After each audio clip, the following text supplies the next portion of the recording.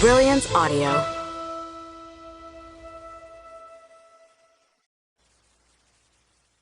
Well-Behaved Wives by Amy Sue Nathan. Performed by Tavia Gilbert and Gail Shallon. The heat from the hairdryer helmet burned Ruth's scalp, but the contraption's noise drowned out the beauty parlor chatter around her. Fair trade, she thought.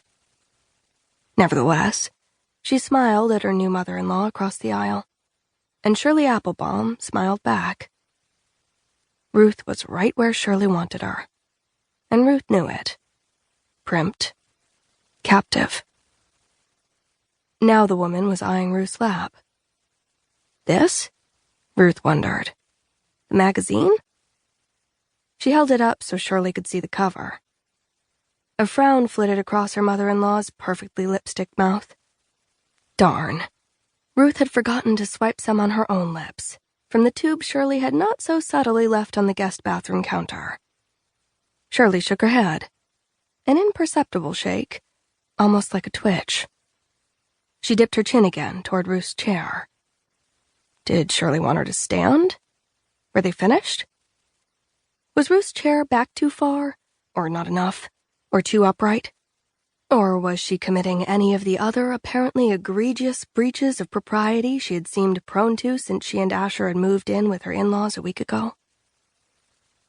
Shirley looked at Ruth's legs, then widened her eyes and grimaced as if she had been pinched. Just for a bare second. Couldn't have anyone seeing it, of course. Her mother-in-law looked like a particularly intense bug, with freshly polished nails. Oh! Ruth glanced around the room and crossed her legs to match every other woman under the shop's dryers. She was sitting wrong. According to Shirley's glances and eye rolls during the last week, Ruth did a lot of things wrong. That time Ruth shouted to Asher from downstairs when she'd forgotten something she needed in the attic.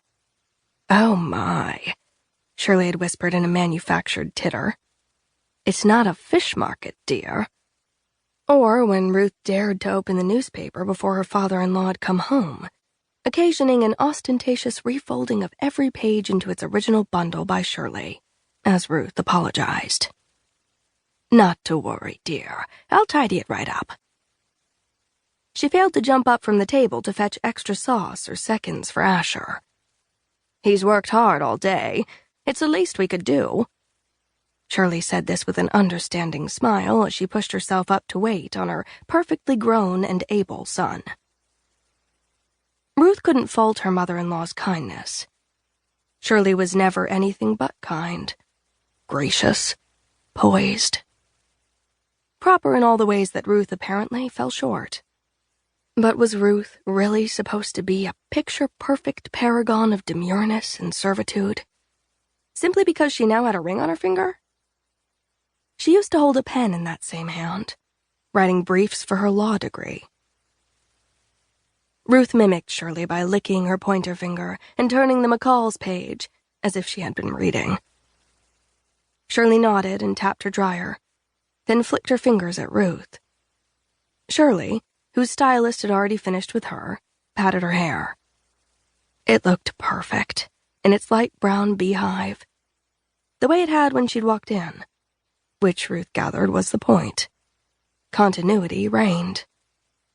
Didn't all this sameness grow tiresome? Shirley flicked again. The other ladies across from Ruth flicked.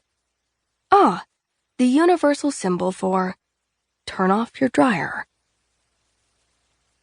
Ruth pushed back the oven-like hood, exposing hair on tight rollers.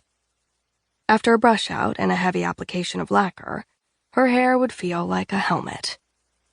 Good God, what a lot of effort for something that served no useful purpose.